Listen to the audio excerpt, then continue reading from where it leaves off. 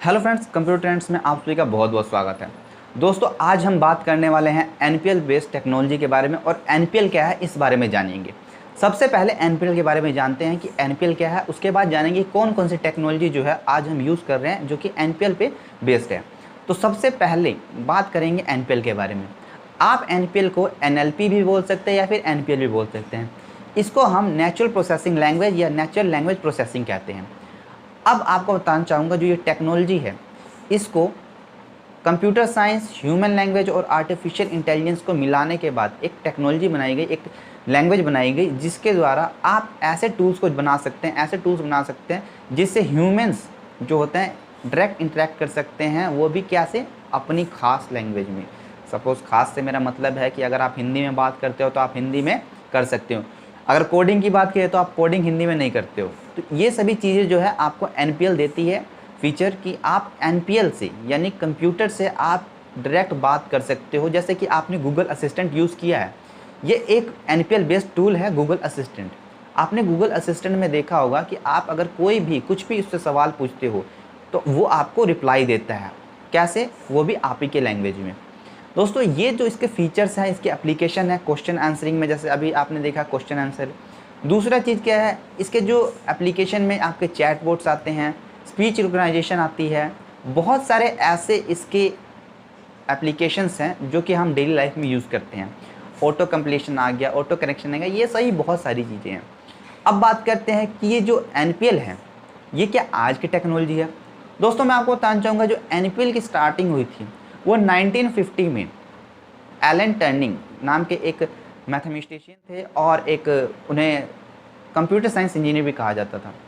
तो उन्होंने क्या किया कि एक आर्टिकल लिखा था आर्टिफिशियल इंटेलिजेंस और मशीन के ऊपर। उसके बाद से ही एनपीएल के बारे में बात हुई और एनपीएल जो है चर्चा में आया। 1960 में एनपीएल का सबसे पहला प्रोग्राम जो आया था वो आपका आया था शेड्यूल, जो कि आपको यहाँ पे दिख रहा होगा। माफ़ कीजिएगा अगर आप मेरी उसमें प्रोनाउंसिएशन कुछ गलत होगी, लेकिन आप इसे सही कर सकते हैं। दोस्तों, अब बात करेंगे ये कैसा टूल था।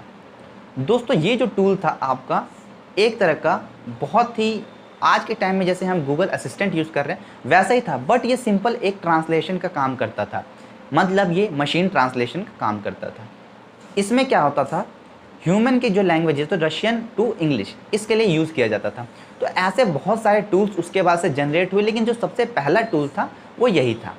अब बात करते हैं क्या इसके फीचर्स हैं और क्या क्या इसको यूज़ किया जाता है। और सिंपल चीज़, हम एक एग्जांपल के लिए कोई एक टूल्स जो एनपीएल बेस्ड होगा उसको लेते हैं और उस पर समझते हैं कि कैसे एनपीएल वर्क करता है।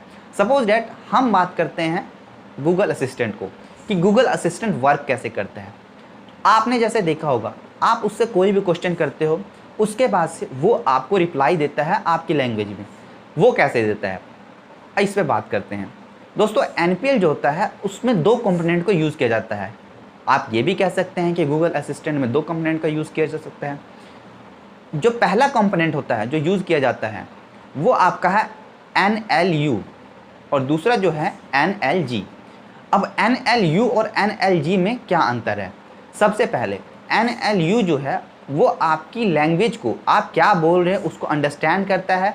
देन LG जो आपका है NLG वो उसको जनरेट करता है। तो ये काम जो है आपका एनपीएल में होता है। दो कंपोनेंट यूज़ किए जाते हैं, NLU और NLG, जिसमें NLU आपकी लैंग्वेज को, आपकी जो भी आप कहना चाहते हो उसको अंडरस्टैंड करता है। दूसरा जो है आपका NLG जो कि उसके लिए आपको आपके लिए टेक्स्ट जनरेट करता है, वॉइस जनरेट करता है, जो भी करना है वो आपको करता है।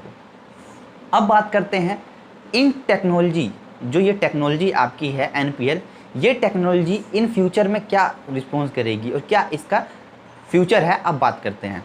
दोस्तों, अभी आपने मेरी पिछली वीडियो में देखा कि मैंने GPT-3 के बारे में बात किया। GPT-3 और एनपीएल का कॉन्सेप्ट कुछ अलग है, बट देखा जाए इनकी वर्किंग तो वर्किंग एक ही है, कॉन्सेप्ट एक ही है, काम करने का तरीका एक ही है, बट वो थोड़ा एडवांस है।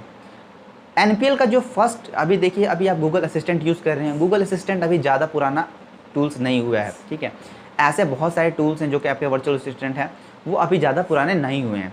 लेकिन जितने ज़्यादा टाइम होगा, जितने ज़्यादा अपडेट होगा, यहाँ तक कि आपको बताना चाहूँगा कि आने वाले सालों में आपको ये देखने को मिलेगा कि जो हमारा वर्चुअल असिस्टेंट है, जो कि आपका गूगल, ये बहुत ज़्यादा एडवांस्ड हो जाएंगे।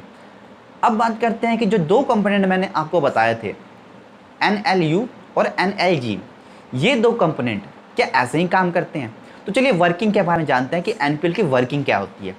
दोस्तों, इन दोनों कंपोनेंट की जो वर्किंग होती है उनको 7 स्टेप्स में हम कवर करेंगे, लेकिन उससे पहले इसके कुछ फेजेस हैं, उसके बारे में बात करते हैं। NPL को 5 फेजेस में डिवाइड किया गया है।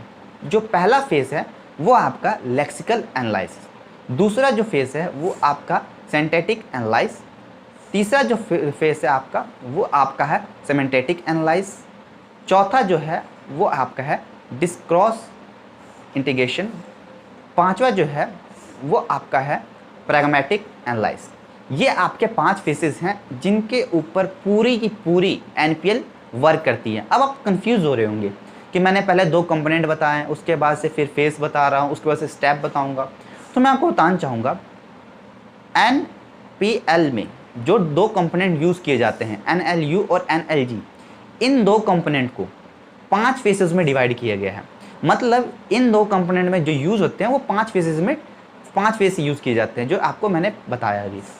उसके बाद से ये जो 5 फेसेस होते हैं, जो मैं अब बताने वाला स्टेप, उस स्टेप में आपको बता रहा हूँ कि ये 5 फेसेस जो हैं किस हिसाब से बटे हुए हैं।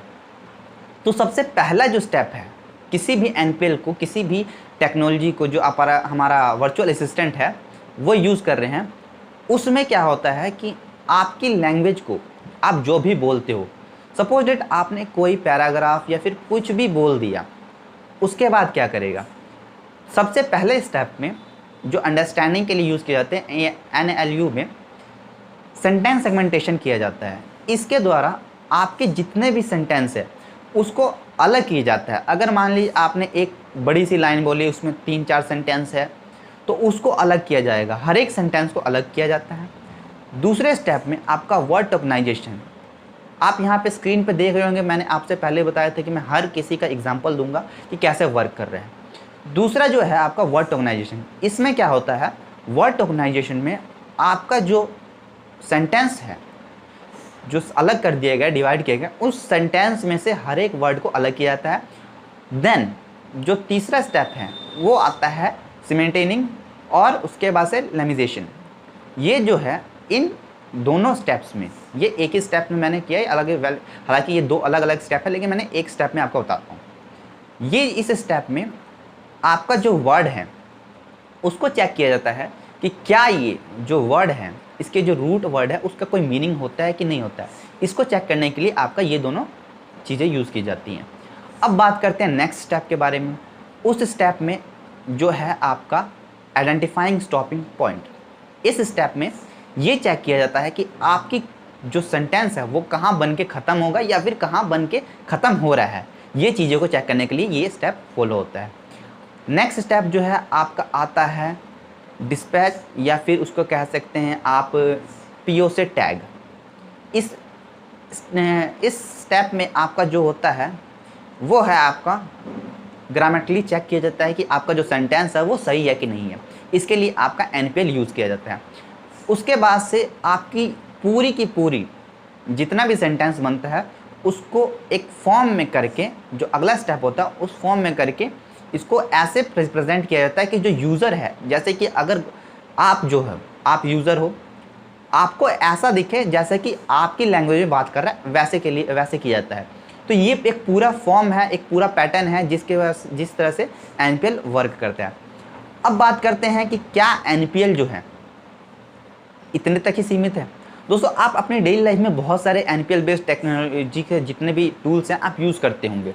आपने बहुत जगह आपने देखा होगा, आपकी वेबसाइट्स में यूज़ होती हैं, एप्लीकेशंस में होती हैं। इनफैक्ट आज के टाइम में सबसे ज़्यादा चैटबॉट यूज़ हो रहे हैं। आप एप्लीकेशन में देख लीजिए, आप अगर किसी वेबसाइट पे जाके वहाँ देखिए, तो ये सभी चीज़ें जो है NPL बेस्ड हैं। अब बात करते हैं कि क्या ये टेक्नोलॉजी इन फ्यूचर में कभी ख़त्म हो सकती है। दोस्तों, आप बताना चाहूँगा कि जो फ्यूचर है हमारा वो AI, रोबोटिक्स और इन्हीं सभी टेक्नोलॉजी का टाइम है। तो आगे जो है क्या होगा इसको कुछ नहीं कहा सकता, बट ये ज़रूर कहूँगा कि ये जो टेक्नोलॉजी है बहुत ज़्यादा अपडेट होने वाली है और बहुत ज़्यादा अपडेट कर भी रही है, इस पर बहुत ज़्यादा काम भी हो रहा है। तो दोस्तों, अगर आपको ये इन्फॉर्मेशन अच्छी लगी हो तो please like, share and subscribe. और अगर आप चाहते हो कि मैं नए टॉपिक्स पे वीडियो बनाऊं तो प्लीज़ कमेंट करें कि मैं आपका जो अगला टॉपिक है वो किस टॉपिक पे वीडियो बनाऊं। Thank you friends, thank you very much.